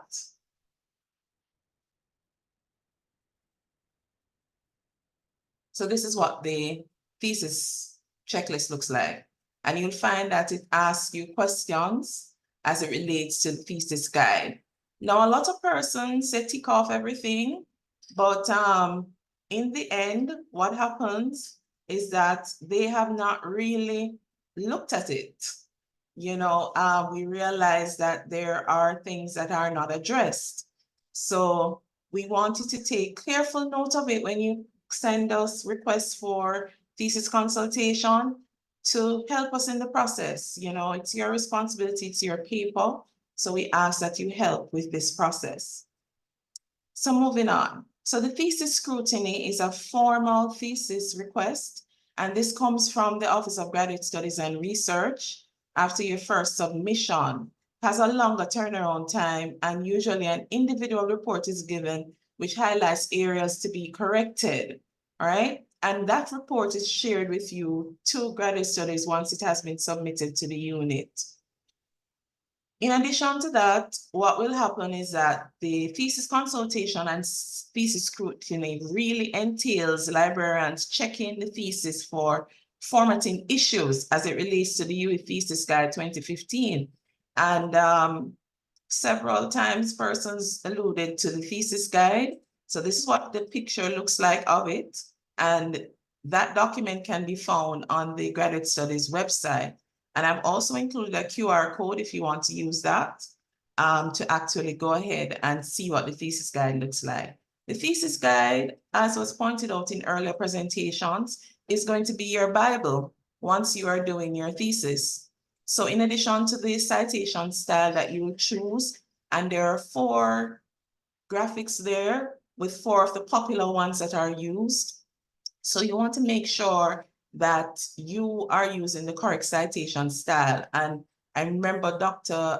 Busby Earl speaking to that, you know, about making sure that you're using the correct citation style. So what will happen too is that the librarian looks at the candidate's use of the citation style used by the candidate's faculty, both in text and in the reference or bibliography list. Depending on the citation style, it will indicate whether it should be called a reference list or if it should be called a bibliography or works cited in the case of MLA.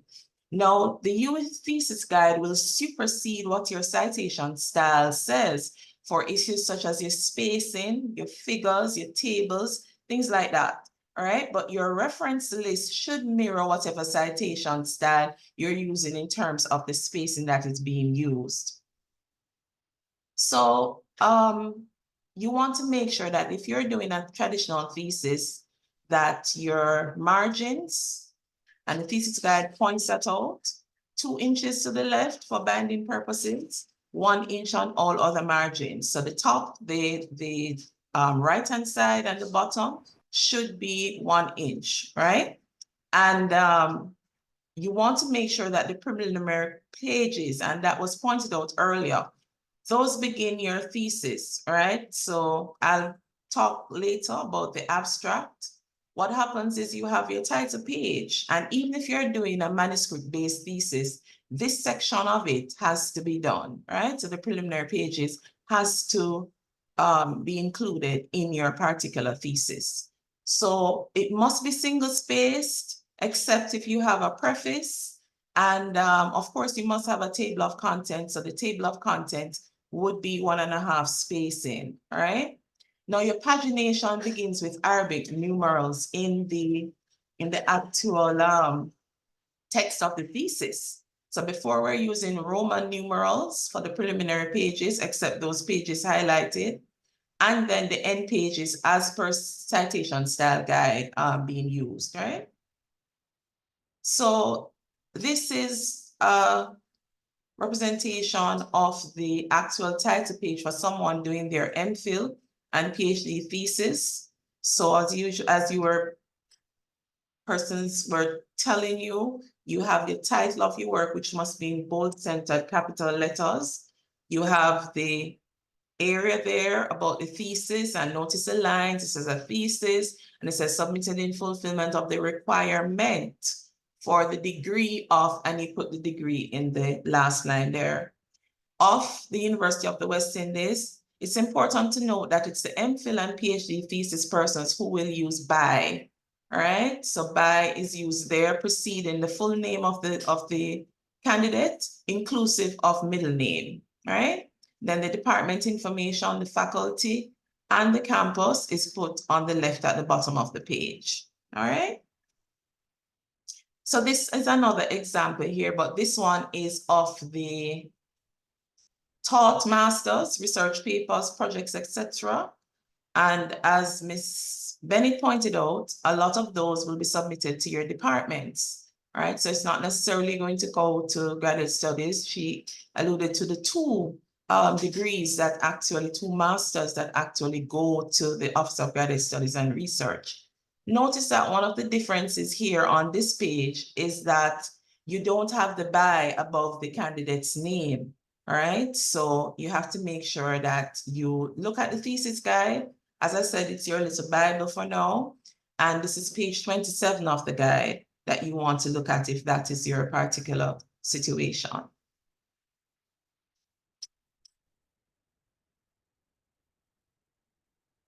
So the abstract. And I should point out, so after your title page, there's what we call the declaration page. And that document can be found on the Graduate Studies website under forms. And once you use that form should be placed behind your title page. Now the declaration form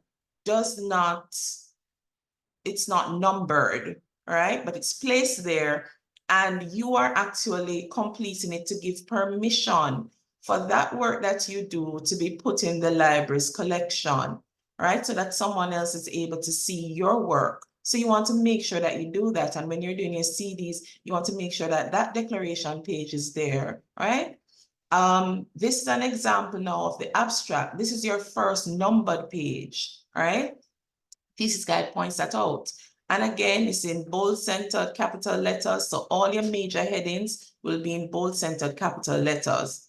It begins the page numbering, as I said, in lowercase Roman numerals. And the thesis guide points out how far down you should start in terms of how you get in. I think it's 19 millimeters that you would go in, down and across. And it's on the top right-hand corner, right? Now the candidate's title of their work should be there in title case. And then the candidate's full name as given on the title page is given.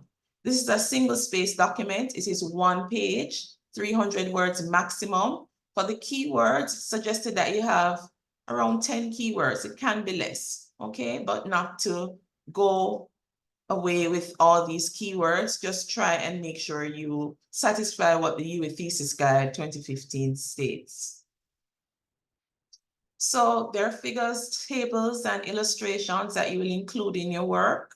When you're using once you're using them in text, you want to make sure that they appear in the text closely following the point where they are first discussed, usually no further than the page following, right? So you have to be very, very careful about that. Titles for tables should be placed at the top of the table, aligned to the left. And if it is that it's not your original work, you probably want to do a note at the bottom of that table. However, for figures and illustrations, you want to place them below the title of the figure. you want to align it to the left of the particular figure that you have there, and you want to make sure that you give the source if it is not your original work, right?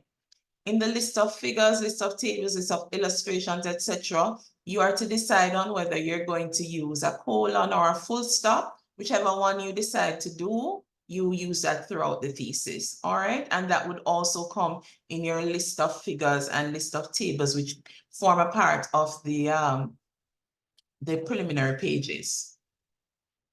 So the end pages, and as I pointed out earlier, these are some of the names that you give depending on the particular citation style that you use.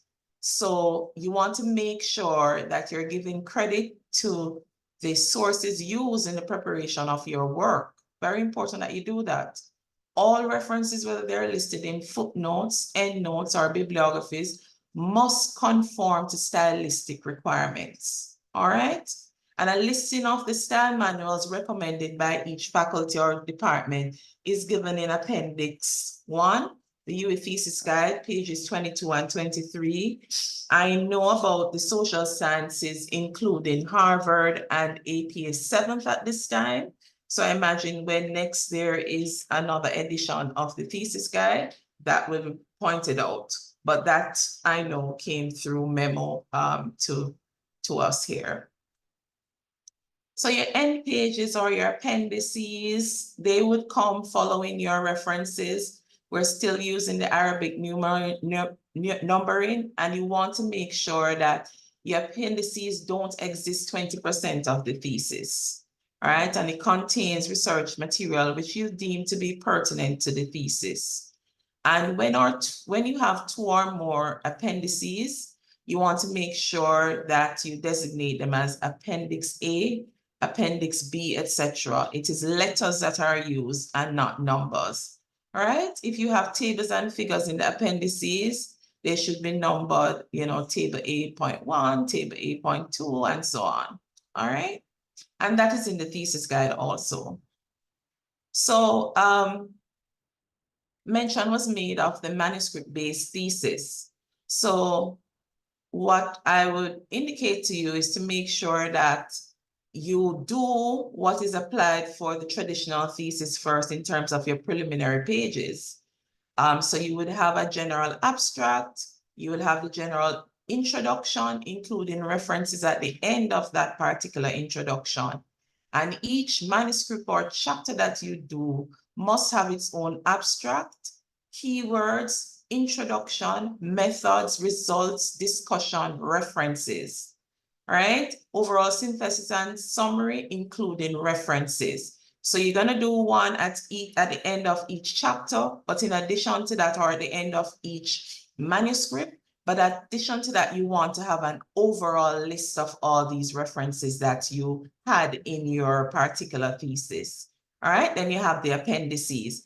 And the Graduate Studies has on their website the guidelines for manuscript-based thesis, which came into effect October 2021. So you want to have a look at that if that's the type of thesis that you will actually be using. So the library also plays a part, as you saw with the routing process, where you come back to us. So whether it is that you dealt with, for the persons doing PhD and MPhil, they would require a post-thesis consultation, right? And it's the same thing. You're going to do it like a normal consultation where you submit the completed thesis consultation form, you submit the checklist, which we will provide, and you look through and make sure that based on your report that you have satisfied the corrections that were suggested to you. The librarian, at the completion of the corrections, the librarian will look at your thesis and indicate whether or not the campus librarian's thesis certificate of completion should be issued.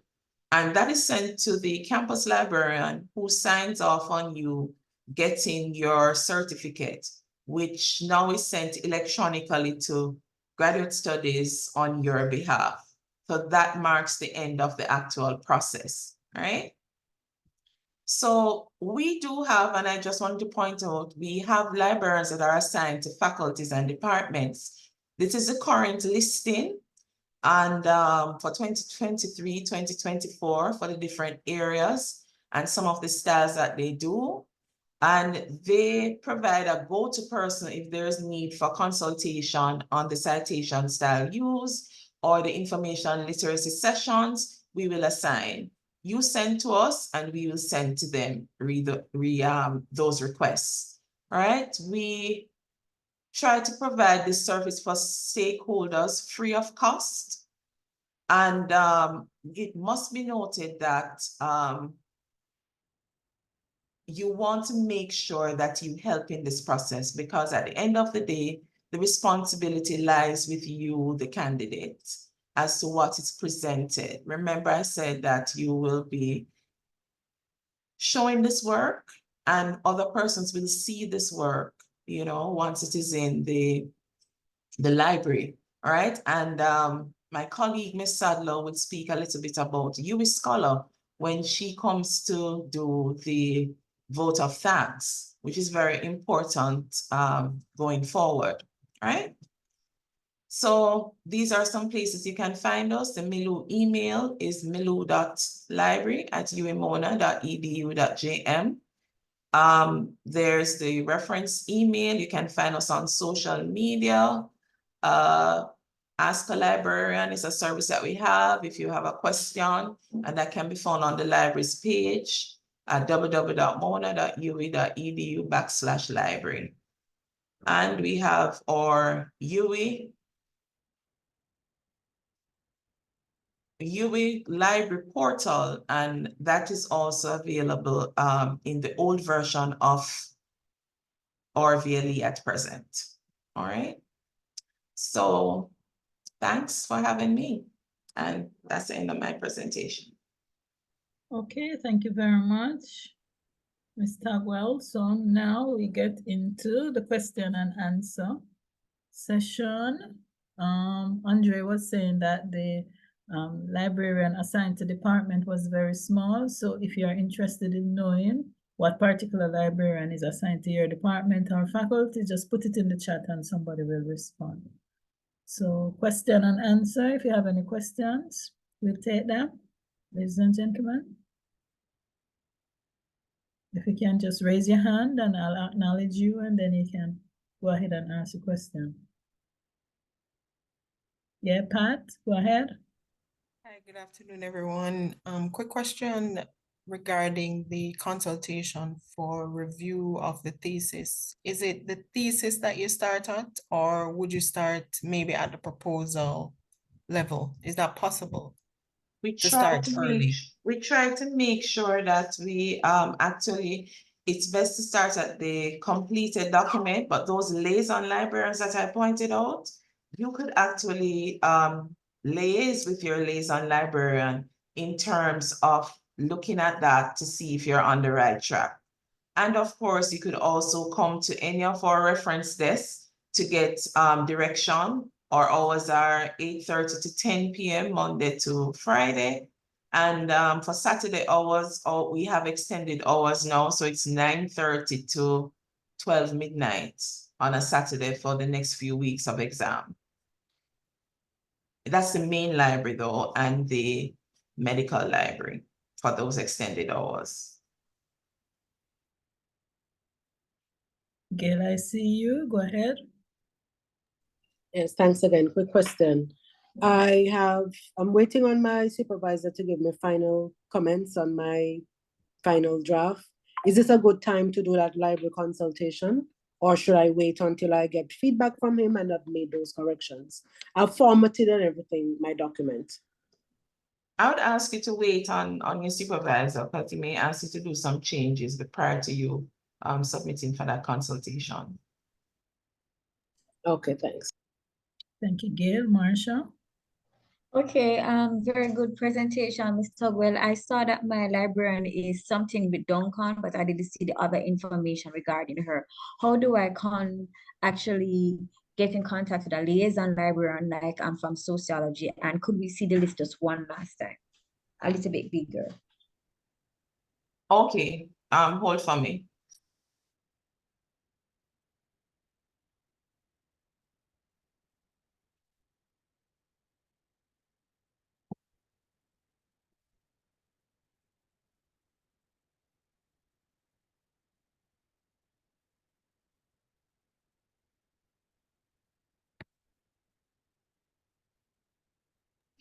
Sorry, that's the list. You said you're sociology. That is Mr. Duncan, Adrian Duncan. So you can go in the UWI directory and actually search for Mr. Duncan's email. All the persons you see listed here, they have emails in the directory. So you just have to put their names in the directory and you will see their emails come up. Also on the library's page, there is a tab that you can look at and see the librarians, and you will see information for them. Mr. Tugwell, they're asking you to zoom in and then browse the list because they're still not seeing it comfortably. So zoom in, right? And yeah, that's a little better. Now Who wants to look at what? What is it that you want to look at? Andre, where are you from? Yeah, just keep browsing. They will see what they need. Theology. Andre is from theology. Oh, we don't have a liaison librarian for that, but that's arts and humanities. So That's you can just come to FHE, the library, yes. Or you can send us an email. And government. Did you do government already? government is social sciences. Where's government? Here it is, Miss Edwards. And yeah, Salisis, those are the librarians. Western Jamaica campus, Miss Stubbs is on the chat here. Mrs. Terrell is here too, as a graduate studies representative. And she's also with, FST, linguistics, MedSci. all right, so FST is here. And you have Mrs. Kato Folks, she's on the chat also. And there are others there. Linguistics, MedSci. Linguistics would be humanities. Yeah. So linguistics is Mrs. Lewis Prowl. And MedSci would be Mrs. So Miss Sanchez does some of those, and Mrs. McCoy Johnson, depending on which one of the disciplines you fall under. Wonderful, thank you. You're welcome. Ladies and gentlemen, any other questions? Where is this list?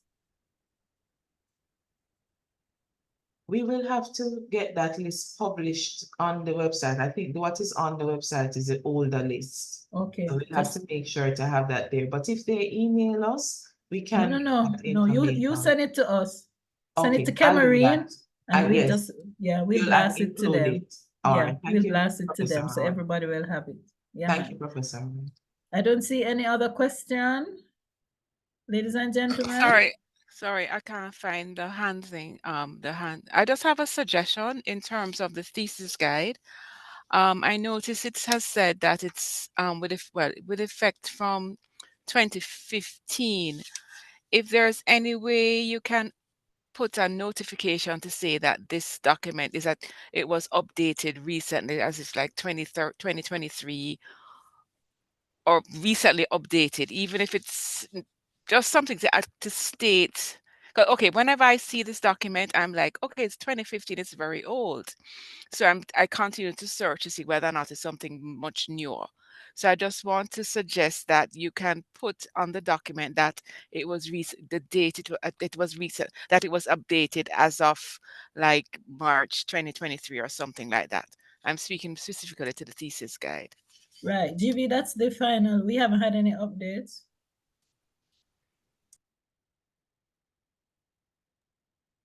update. The board hasn't done any update recently. All right, Mel, I see your hand, and then we'll take Therese. Good afternoon. I was just asking if there are any opening hours for the library for Sunday. So presently, we don't have any opening hours for Sunday. However, what we do have is the overnight reading room that you can have access to. There's a computer lab and there's a reading area. However, the library itself is not open on a Sunday. I mean, well, at midnight it closes. So yeah, on Saturday. Therese? What time does it open on Saturdays? The main library and the medical library are open from 9:30 a.m. to 5 p.m. Regular hours, but it goes on till midnight for the next 6 weeks until exams end. Whenever the semester ends, they would end those hours. You can go to our website, www.mona.ui.edu/library. That information is there. I'll share it in the chat. Thank you. You're welcome. Yes, good afternoon again. I want to say though, thank you I'm for sorry. these I'm sessions. sorry. Yes. I'm sorry. Oh, Sorry. Therese, yeah. Sorry. Go Right. ahead. We've been It's okay. waiting on you. That's okay. I want to say thank you so much for these sessions because not being in Jamaica, like I gather some of students who are not residing in Jamaica, it's very difficult sometimes to get information and to contact persons at Mona. So I want to say thank you for these sessions. The question I have this afternoon is I was requesting a late leave of absence. It's not to do with the thesis right now, but in terms of graduate studies. I requested a late leave of absence through the ASMR, the system. Yeah. And for semester 2, 2023-2024. And when I pulled up the list, it only has semester 1, 2023-2024, not this semester. So how do I navigate that? Because I know it is late. I had a bereavement issue, so I want to know how do I request a late leave of absence for this semester on the system. If there's no there's no drop down bar for this semester, is that something that can't be requested? For semester 2? For this semester right now. I'll try again because I've approved lots of LOA for semester 2. Right. I'm only seeing semester 1, 2023-24 on the system drop bar. I don't know why that is. Because I tried to do a late leave. I tried to do a leave of absence initially. Then it said it could not do that because it was for this semester. I had to do a late leave of absence. And when I went to do that, it's not giving me this semester is not highlighted. Try again. It's there. It's there. It's electronic. Okay. Sometimes it might not work, but it's there. I've approved lots of them. So okay. If I try again, Miss Roy, and it doesn't work, can I just email you directly? Sure. Thank you very much. All right. Thank you very much for that. Yeah. Okay. Any other question? Okay. Going once. Sarah, go ahead. Hi, good afternoon. I just wanted to know if I am using photographs, is there a standard size I should use and the size of the caption? In your thesis? Yes, it's a research paper, the master's research paper. Not that I'm aware of. Okay. Thank you. Yep. Sarah, the only thing I would suggest is to make sure that it is easily seen and read. Thank you. Okay, thanks, Curtis. All right. So let's get to our vote of thanks then, and I'm going to invite Audrey Sadler, and she's the Deputy Librarian, Digital Strategies and Collections at the Mona Library. Audrey? So thank you, Professor Roy, and really it is my pleasure to thank all our graduate students who took the time out of their busy schedule to listen to us and to participate, to hear the presentations and to ask questions. And so we thank you for having taken the time with us this afternoon. I also want to extend thanks to both Professor Roy and Dr. Busby Earl, who in their various presentations, they were very comprehensive and they had practical examples of the approach that should be taken in preparing the thesis. And I noted that their presentations intersected. They spoke about the value which your thesis should add to the body of knowledge. And they both emphasize the need for proper documentation as well as your references, because that is important, and to ensure that your literature review uses current literature. So for us at the library, that is very important. And to Miss Georgia Bennett, who took you through all the steps that is required to submit your thesis. Thanks to both Miss Tugwell and Miss Myers, who so ably coordinated these sessions. And the library looks forward to the continued collaboration that we have with graduate studies as we try to ensure that the process is as seamless as it could possibly be. Miss Richards, who took time to bring greetings on behalf of our campus librarian, who I know would have loved to be with us, and Ms. Tugwell for really highlighting the role that the library plays in the submission of the thesis, that we go through the thesis with a fine-tooth comb. We look at the format to ensure that the university's thesis guide is adhered to. And we also go through the in-text citation as well as the references or works cited, whichever citation style you're using, to ensure that they're adhered to. Now, when students submit their thesis at Mona, this is also shared with the other campuses. And from time to time, we will get requests. The other campuses would like to see thesis, and we get requests from researchers internationally. They also want to see the research that is conducted at Mona. So we want to ensure that when the end products comes to us, either to be kept on the shelves in WISC or to be uploaded into USpace, that those theses are continuing to inform other persons' research and the body of knowledge which exists. And so once again, I would like to say thank you to all our presenters and to all our participants. And the library looks forward to the continued relationship and further dialogue with graduate studies. Thank you. All right, Audrey. So marriage now. Ladies and gentlemen, thank you very much. At one point, we were bursting at the seam with 300 and we were very anxious.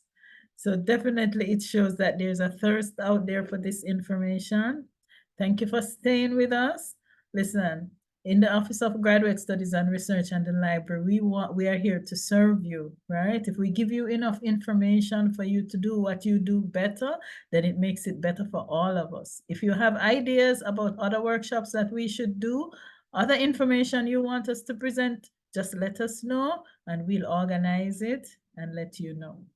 Ladies and gentlemen, it's Friday evening. Have a good weekend and do some writing. Bye-bye.